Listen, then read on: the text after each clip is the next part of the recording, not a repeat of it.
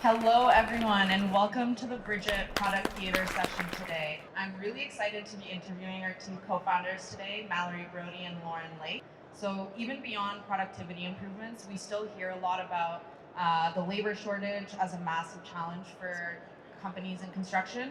So what are some different ways that contractors can think about recruitment tactics and increase the roles required to fill those gaps? Definitely. So during the research process, operations teams were excited that they were going to be able to run these meetings a little bit more productively. They were going to get better insight into their forecasting for their manpower plans. But the common thread that kept coming up was, I still just need more people. Where do I find more people? Can you find me more people? Do you have a solution for that? And so that got us thinking a lot about some of the early days at Bridgit when we were also facing a labor shortage and still are in the tech world, and some sort of unique approaches that our company took, and we really think they can relate quite well to the construction industry that's also going through a massive labor shortage right now. So we're going to go through some tips with you now on how to really diversify your workforce with the goal of expanding your labor pool to fill some of those roles at your company. Yeah, and I think the biggest thing for us, and very similar in construction, is that if there's, let's say, 100 people in this labor pool, and you need, that, let's say there's 150 roles needed across all the different construction companies, then for everyone to just poach back and forth those same 100 people, it's not actually getting anyone the results that they want to see. People want to be able to bid more work. They want to be able to take on more projects, complete the projects that they do have on time, and to do that, you need more people. So it's a matter of closing that 50-person gap in that very simple example, and it's not going to come through that finite 100 people. It means that we need to look outside the 100 people and actually bring an extra 50 people in, and that is most likely going to happen through people from other industries. They're not going to have the perfect background that a lot of people would be used to seeing. It's very similar to what we found in tech when we were, recruiting from outside of the tech sector in order to solve the labor shortage that we were facing as well. Awesome. And just to give everyone a bit of a background in terms of me and my role at Bridgit. So when I kind of was looking for a place to work out of school, I learned about Bridgit, and one thing that really drew me to the company was not only the fact that it was two female co-founders, but the team was incredibly diverse, and that's one thing that really drew me to apply and get the role. But even in tech, we do face the issue of diversity and women in the company.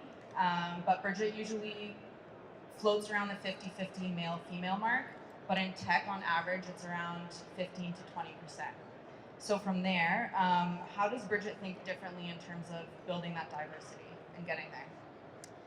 Yeah, so I think for us, so as we started to grow the team, we needed to compete with all of these, monster tech companies for talent. So there's, a brand new Google office just down the street from us. So they're recruiting, top talent.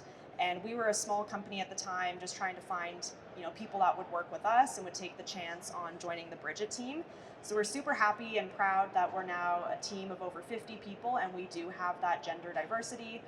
But not just gender diversity. I mean, that's one element of a diverse workforce, but also diversity in terms of different backgrounds, different educational experiences, different types of previous industries that were represented before coming into the construction and tech world, different ages, and so on.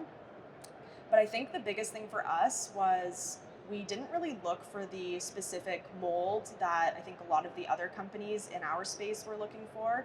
People were really hung up on needing to fit all of these different check boxes. You need to have 5 or more years of experience in this type of marketing role within another tech company in order to apply.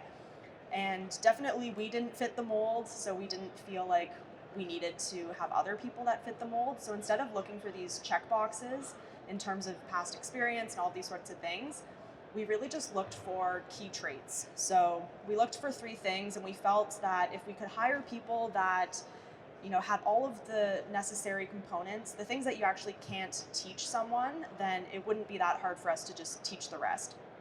So we looked for people that had initiative, people that were resourceful, and people that had the ability to really learn fast.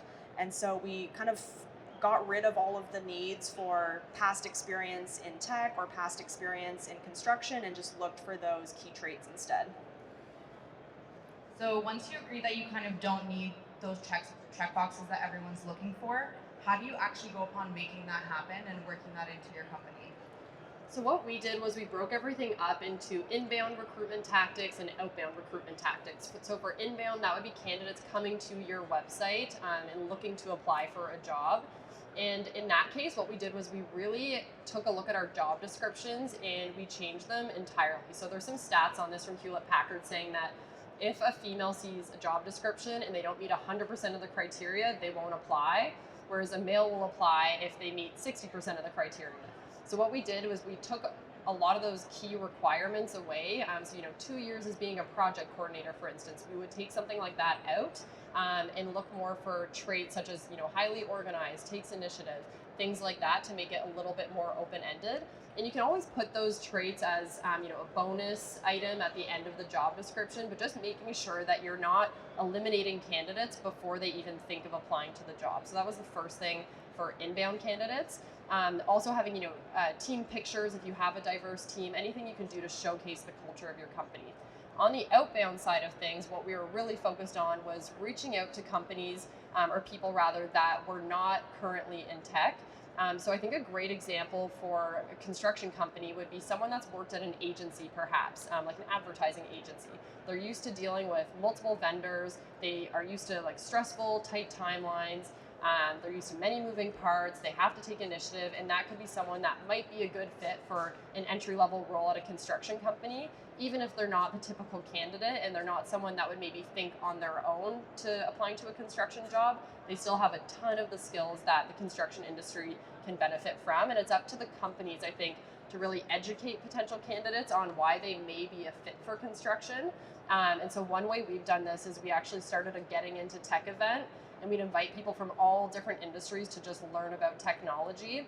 And I think there's a big barrier. People think construction, is maybe not for them if they don't come from a certain educational background, but if you can help educate them and showcase some of the opportunities that do exist, then it will help you expand your your candidates as well. Yeah, and some people refer to those industries that have overlap with different roles that you're looking for as shoulder industries, which is a good way to think about it. So just trying to identify those industries that have overlap. Some of them are more obvious, others you might just come across based on talking to people. And so we have a bunch of different industries that people have come from, not necessarily construction or tech, but have so many overlapping skills or trades.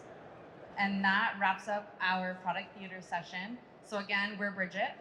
Swing by booth 606. We can give you a live walkthrough demo of our Bridgit Bench workforce planning platform.